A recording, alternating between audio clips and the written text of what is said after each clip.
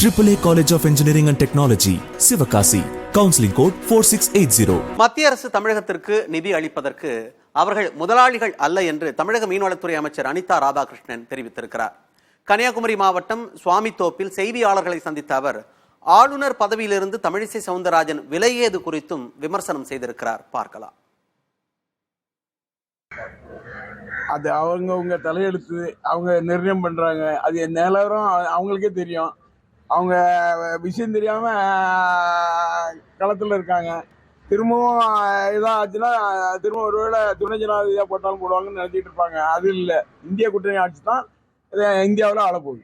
மத்தியில இருந்து அவங்களுக்கு தனி நிதி கிடையாது. எல்லா நிதியுமே இங்க இருந்து போற ஜிஎஸ்டி, இங்க உள்ள வருமானம் இதை தான் கொடுக்கணுமே தவிர அதுக்காக அவங்க ஒன்றும் முதலாளி இல்லை, நாங்க ஒன்றும் தொழிலாளி இல்லை. உரிமை எங்களுக்கு பெற வேண்டிய இதை பெறுறமே தவிர மற்றபடி எங்கள்கிட்ட இருந்து வருகின்ற வருமானத்தை அவங்க கொடுக்குறாங்களே தவிர நாங்க கொடுக்குறேன், நான் அதை செய்யறேங்கிறது யாருக்கும் உரிமை இல்லை. இந்த இந்திய நாடு என்பது ஒரு கூட்டமைப்பு, இந்திய கூட்டமைப்பு. அதுல உள்ள வரி வருவாயா எப்படி பிரிச்சு கொடுக்கணுமோ அதை கொடுக்குறாங்களே தவிர மற்றபடி யாரும் அதிகாரத்தோட எதுவும் கொடுக்கறது இல்லை. எய்ம்ஸ் கட்டி கொடுக்க வேண்டியதானே. எய்ம்ஸ் என்ன ஆச்சு?